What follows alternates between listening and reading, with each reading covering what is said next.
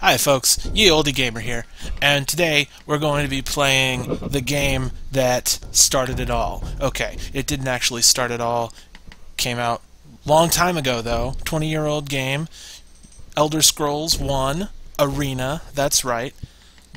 You think you know Skyrim? You think Skyrim is the best thing?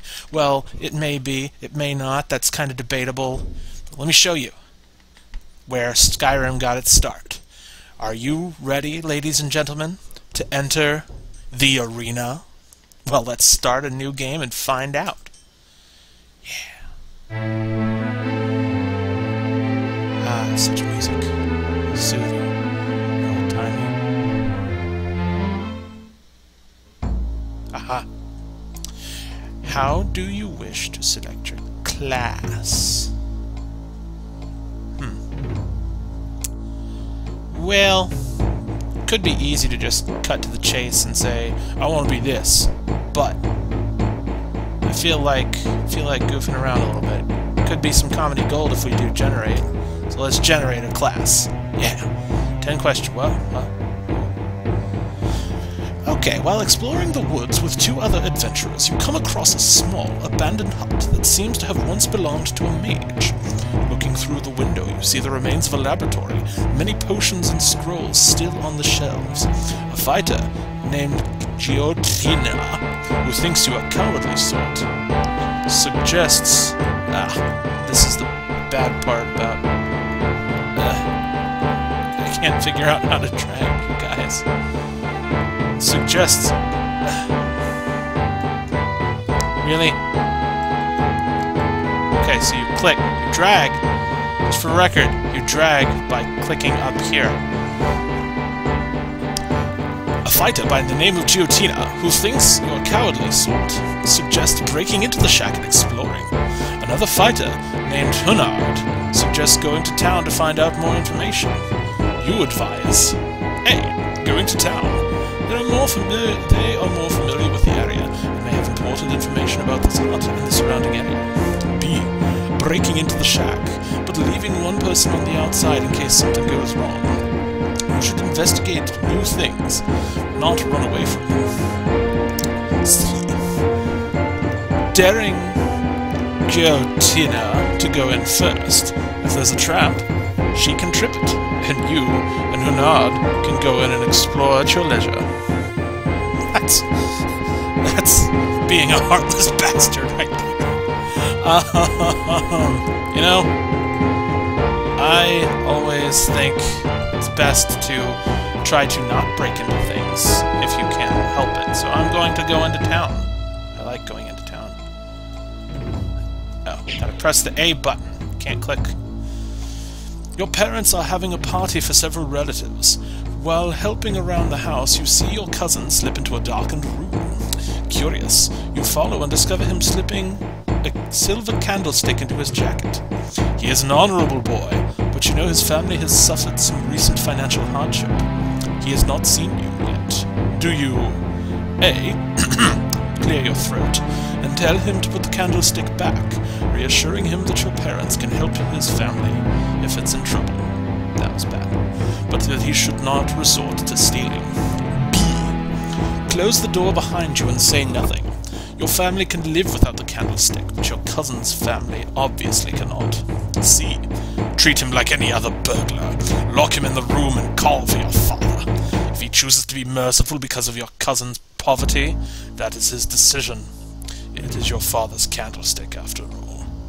Wow, one of these people is like Renegade, Commander Shepard type stuff. Okay, so I'm gonna close that door behind me. I saw nothing, because, oh look, it's the warrior-y thing to do. While throwing a ball to your friend breaks a window on his house. His father rushes out and demands to know who broke the window. You know that your friend's father is a strict disciplinarian and will punish your friend severely if he takes the blame. You, on the other hand, not being his son, could go away virtually unscathed. Do you raise your hand and take the blame before your friend can answer? Remain silent and not get involved? You are involved. You were playing catch with him. It was... Yeah, okay. Yeah, it was your fault. You didn't catch that ball. Point at your friend, knowing that anything else would probably delay the inevitable and make things that much worse for you. Ah, you know what? I'm nice. I'm a nice person. I'm a warrior, of sort, apparently. You hear Archmaster Festil remark during weapons class that the intent of your opponent can be seen in his blade. Many of the students scoff at this, though not openly. Do you, feel that the disrespect the students show at this points to something which they do not understand, and therefore causes you to focus your efforts on understanding it all the more? B. Feel that he means the way the opponent attacks and moves shows you how he feels. C. Realize that Archmaster Festil should not be the object of scorn, but rather one of respect, for he has lived a full life and survived things none of the students could imagine. Well, all of these things. See. Magic. It is magical to be respectful, I guess. Respect, friendship, dare I say, is magic. An old man stops you on the way to the market, claiming to have been robbed. He is lying on the trail and seems gravely injured. He asks you to run to town and get a constable. You give him your word that you will go directly to town and bring the constable back. As you make your way back, you notice a suspicious man creeping along another trail. He doesn't seem to notice you yet.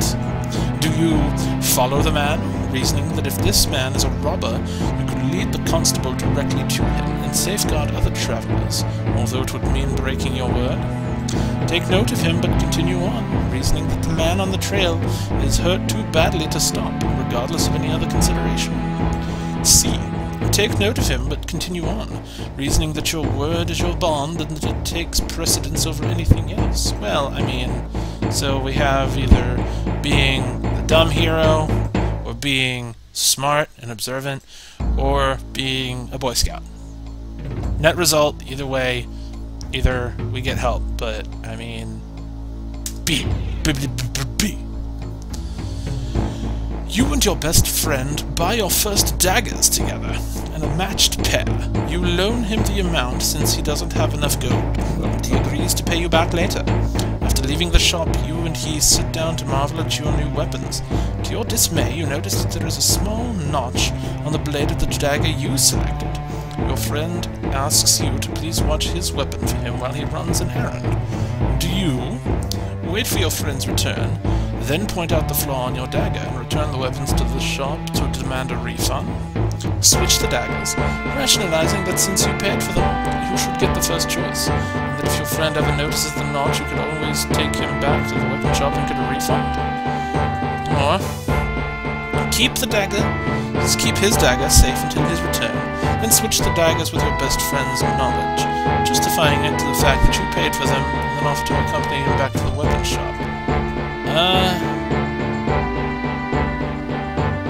I mean, okay.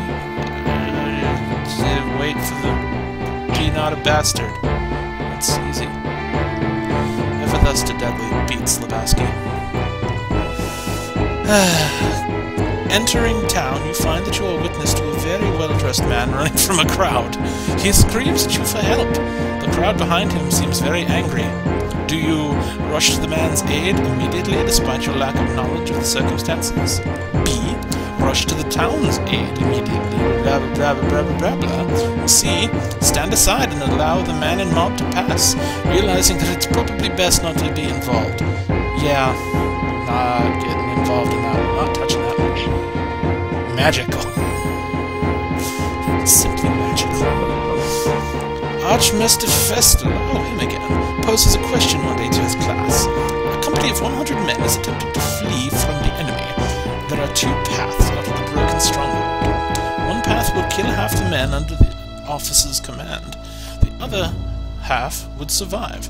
The other path has a 50% chance of everyone would die, but also a 50% chance that everyone would survive. As the commanding officer, Commanding officer, would you choose the path that would guarantee half your men would survive? Or choose the path It has a 50% chance of all would survive and 50% that all would perish.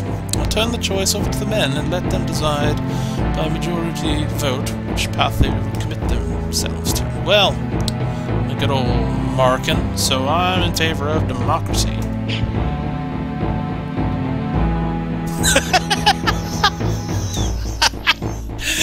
I'm in favor of democracy, and therefore I am a thief.